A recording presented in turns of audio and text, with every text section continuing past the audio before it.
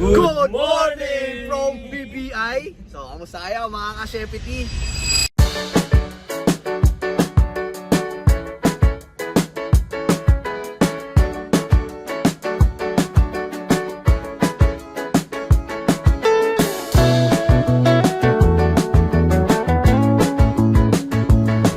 So, what's up sa inyo mga ka-Shepity, no? So, time check 5 AM ng umaga. Inambala ako nitong kumpare ko. Ayan, yung dalawa ako. Hindi niya pagmumuka. Hindi. Pinuntahan nila ako kasi sabi ko, pag mamumusit sila, isama nila ako, no? So, eto na yung time na yun. Mamumusit kami ngayon at sana may mahuli kami para may mailuto tayo, no? May share ko yung luto na pwede natin gawin sa pusit. Pusit na kamukha nito. So, dyan muna kayo guys. Biyahe muna kami. Si Kuya Fred, no? Busy. Si Kuya Edward, nakukulaot. Ako yung tintabi, babe.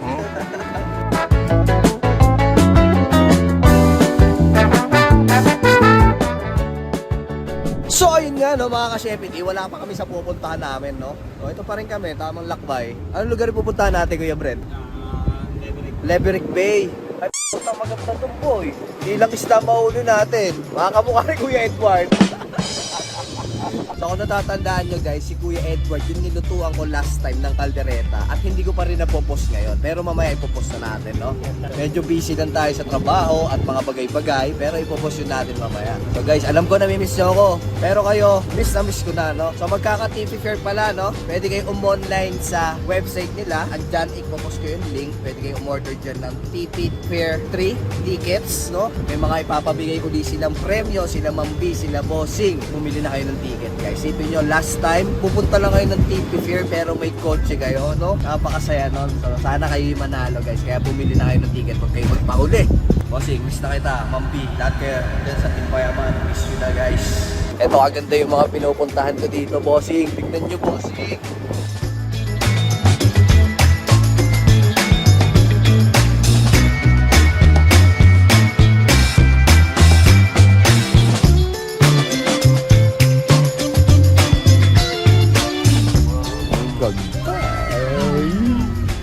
Dadaan ko yung friend. O, dito na kami guys, no? Ito ay pamusit ko eh. Kaso wala ng kulay eh. Hindi ko mailaw din. Kuya Do, big shoutout sa'yo. Ikaw may-ari nito eh. Thank you. Yun. Nababatteryhan to, Kuis? Ay, ganun. Okay. Fred Romero. Eh...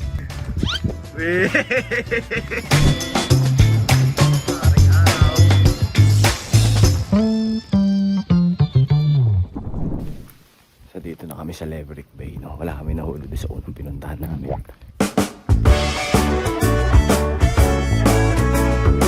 Ngayon ka na punta rito, pre. Ngayon ka na punta rito. Ganda rito. Uy, friend, dalawa pa dala. Dalawa pa sandata. Okay, siya lang. Okay, no? Okay, let's go.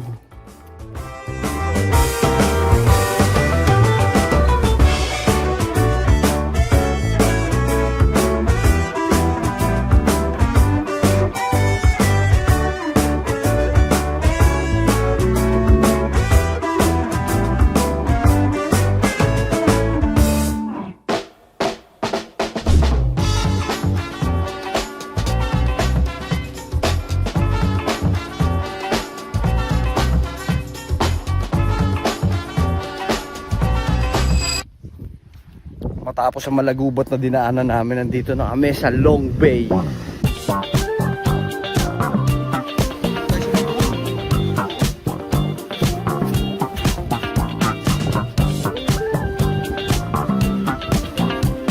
Isa yung pupuntahan namin guys. So, yung asul na yun. Yung asul na yun.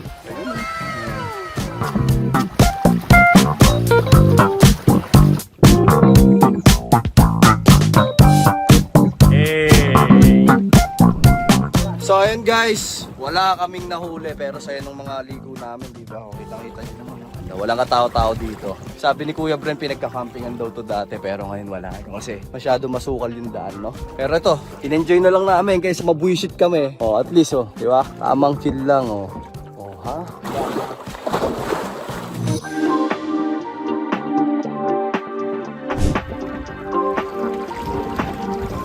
Nagkakayak dun, oh. Woo! Kuku! Hindi tayo na zero kay Edward. Kuya Edward, oh. Ay, tama, Ayos! parang buleg. Buleg.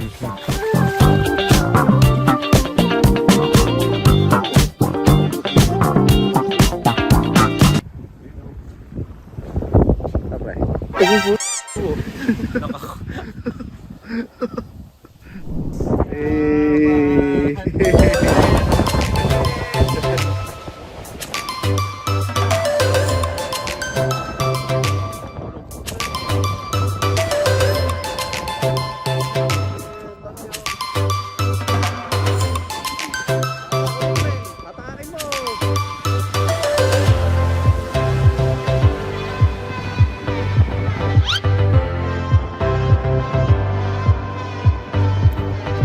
Hey, ang saya ko! Ay, ko nakahuli nito. Ito na yung nahuhuli namin, guys. Yo, what's up mga ka-Shepitino? Hindi ko ma-express yung ano ko, saya ko kasi ang laki nung nahuli ko. Tapos si Kuya Brent din ang daming nahuli. Halos nahuli niya 4. Tapos ako, nakahuli din ako ng isang malaki. Nakita niyo naman, napakalaki, di ba? So satisfied na ako doon, pwede na kami umuwi. Time check, 9:10 ng gabi.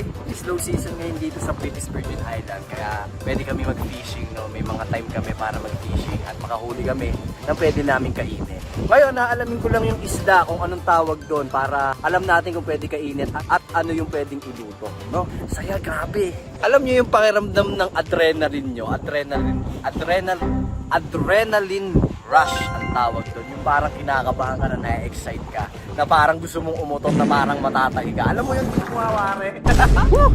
Ang saya, ang saya. Sa mga nagnanais mag-fishing dyan, eto nga yung pakiramdam. Sobrang saya. Lalo yung parang inahatak yung fishing rod nyo na sobrang laki nung nahuli nyo, no? Achievement ko yun, guys. Achievement ko yun. Talagang first time ko makahuli ng ganong kalalaki. Kasi kadalasan ng mga nahuhuli ko dun sa dock, maliliit lang. Yung mga pangbisugo, yung mga malalaki mata. So pinapaksiw ko lang yun. Tsaka sinasampaluhan ko. Pero eto, sobrang laki. Pero hindi ko alam tawag dun sa isda na yun. Kaya alamin natin. So, what's up sa inyo mga ka-Shepitino? So, yun nga. Kahapon, nag-fishing kami ni Kuya Brent at nakahuli tayo ng malaking fish da. Ito, kung nakikita nyo, ang laki, oo, galing sa fishing. Ang tawag dito sa isda na to ay bonefish. So, I think madami itong tingnik kasi pangalan pa lang, no? Pero subukan natin gawan ng masarap na pagkain to. Siguro gawin na lang natin tong meatball, fish ball with sweet and sour sauce, no? So, tingin ko mas masarap yon kung hihimayin natin tapos gagawin natin bilog sa ating piprituhin tapos gagawa tayo ng masarap na sweet and sour sauce. Let's go! So, una sa lahat, guys, palamputin muna natin. Siguro pumapalo to ng mga 3 kilo, guys. Ayan, no? Mga 2.5. Pero habang pinapalambon natin to, mag-prepare na tayo ng mga kailangan natin. Kaya, let's go.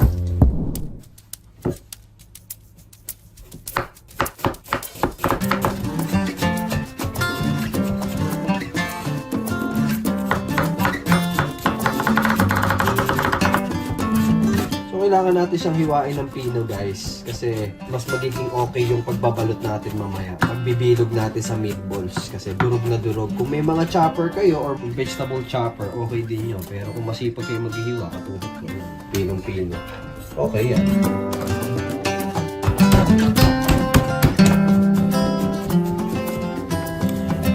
Then may dalawa tayong bell pepper, green at red. So ayun, guys, ito na tayo. Dito na tayo sa isda. Fillet na natin. Huwag na natin siya linisin kasi ang kailangan lang naman natin dito yung karne. Pipilay na natin siya.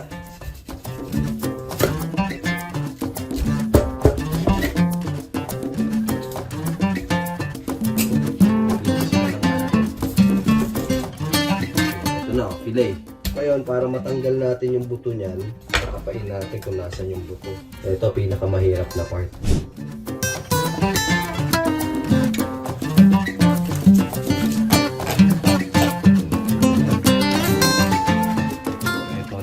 Para matanggal tong fish bone. Dahil marami siyang tinik. Kasi lang natin. Hirap hirap ako kanina eh. Ito lang palang technique. O diba, na-discover ko by my own. Ganun lang din kayo, no? Try lang kayo ng mga bagay na madidiscover nyo. Ayan, diba? Wala nang tinik yan guys. Tingnan mo. Hindi sumasama yung tinik kasi nakadikit sa skin.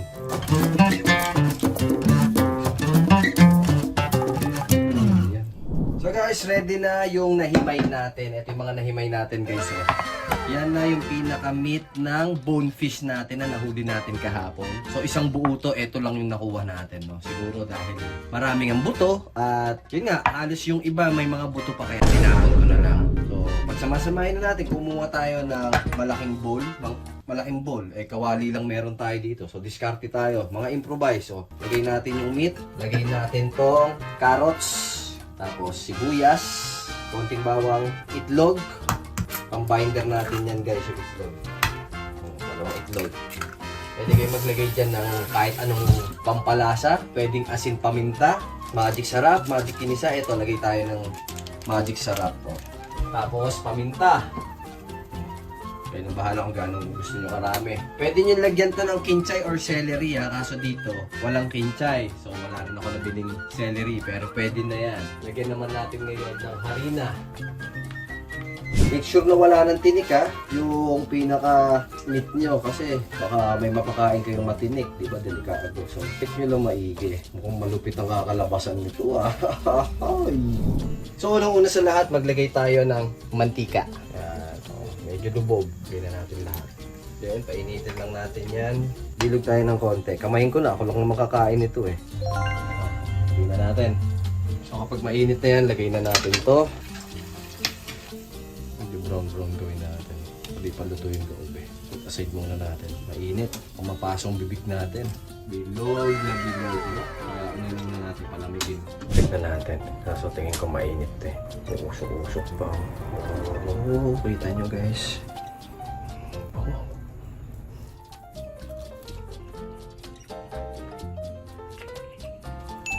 Not bad. Pwede na to. Kasi mamaya yung sweet and sour sauce natin may lasa din. So eto, konting-konting lasa lang dapat, wag masyadong maalat, no? Bilugin na natin yung eto, bilugin na natin yan, tapos piprito na natin. Kasi habang piniprito natin, gagawa na tayo ng sauce, okay? Sarap!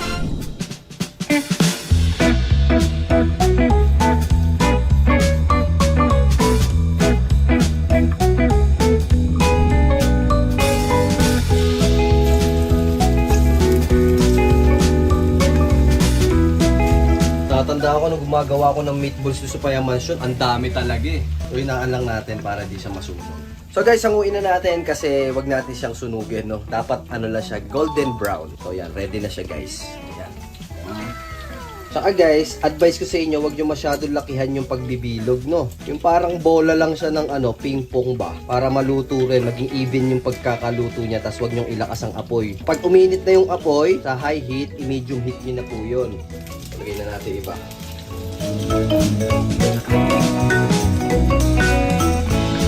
So ayun guys, habang piniprito natin yung ibang meatballs, yung fish balls natin, gumawa na tayo ng sweet and sour sauce. Yung tipid ways lang para magawa nyo din dyan, hindi masyadong mahal na regado, no? So unang-una sa lahat, painit tayo ng kawali.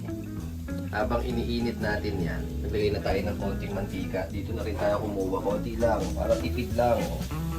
Tapos naglalagay pala ako ng butter guys para mas masarap, no? Then, yan, magigisa na tayo. Magigisa tayo ng bawang at sibuyas. Halu-haluin na natin yan. Hanggang maging color brown or translucent. Umaamoy nyo naman yan eh. Hindi pa naman. Pero pag naamoy nyo, parang ang bango-bango na pwede na yan. Konting sibuyas, huwag natin lahatin. Bell pepper na green, bell pepper na pula. Huwag natin lahatin kasi mamaya pangaano natin. Garnish ba? Garnish! Tapos, lagyan natin ang ketchup. Ketchup na malupit. Lagay na natin itong lahat. Pwede kayo gumamit ng UFC or banana ketchup or kahit ano pang ketchup na meron kayo dyan. Galing sa McDo, galing sa Jollibee. Gamitin nyo.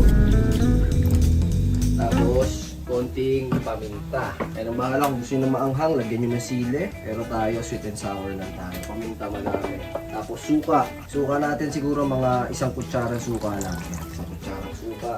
At eto, ang magpapasarap dyan, asukal. Mga 2 kutsarang asukal. Kayo nung bahala kung gusto nyo mas marami. Then, i-boil lang natin to hanggang maluto yung lahat ng nilagay natin. Actually, dapat din yung hinahalo yung suka. Pero dahil maasim din yung ketchup, guys, okay lang yun. Kasi pag nag-boil yan, matatanggal yung asim nun, magko-contrast yun. Magko-contrast yung suka at yung tamis. No? Ba natin?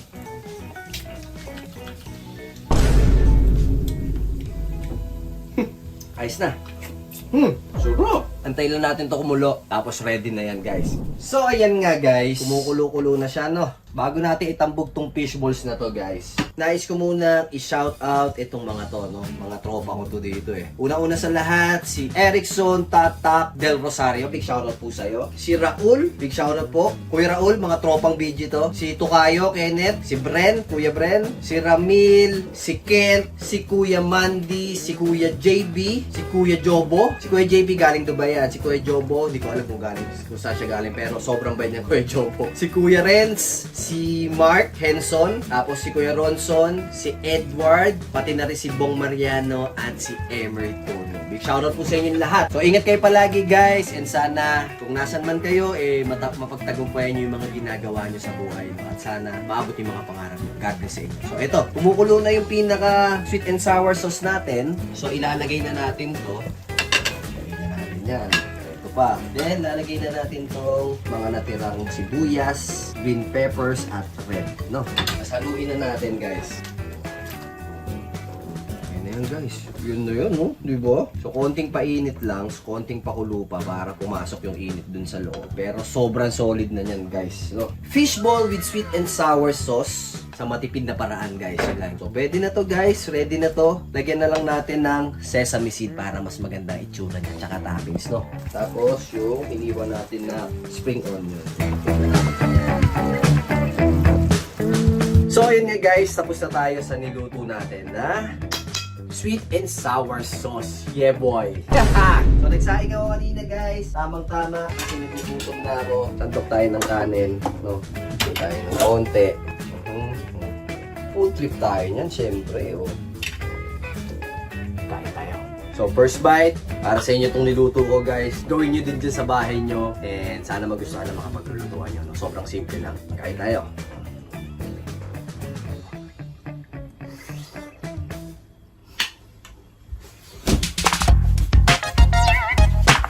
Ang sarap!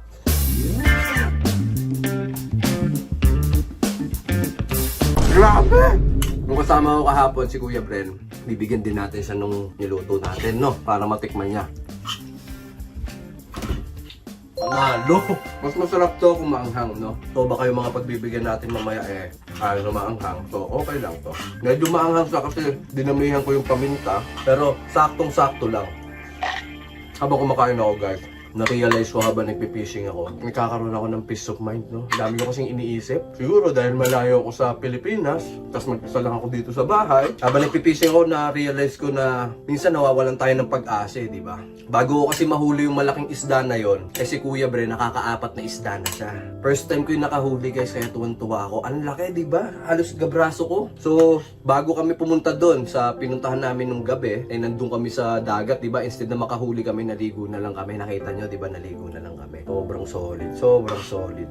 Ang natutunan ko sa pagpipishing, magkaroon ka ng pasensya, huwag ka mawala ng pag-asa. Try at try mo lang. Ganun naman eh. Kasi pag hindi ka nag-try, wala mangyayari. Katulad no, kung di ka sanay magluto, subukan mo. Kung masama ang lasa, ulitin mo. Ganun lang yun, hanggang matuto ka, hanggang ma-perfect mo. Tapos kung ano yung panlasa mo na masarap, edi ganun gawin mo. Yung iba kasi, napanghihinaan ng loob eh, di ba? Sabi ko nga sa inyo, huwag kayong mawala ng pag-asa. Kahapon, pauwi na kami, nanlalamig na ako eh, kasi wala akong nahuhuli, palipat-lipat ako ng pwesto. Hanggang sa bumalik ako doon sa unang pwesto ko, doon na ako nakahuli ng malaki. Ito nga yung niluto natin, kaya sobrang thank God, no?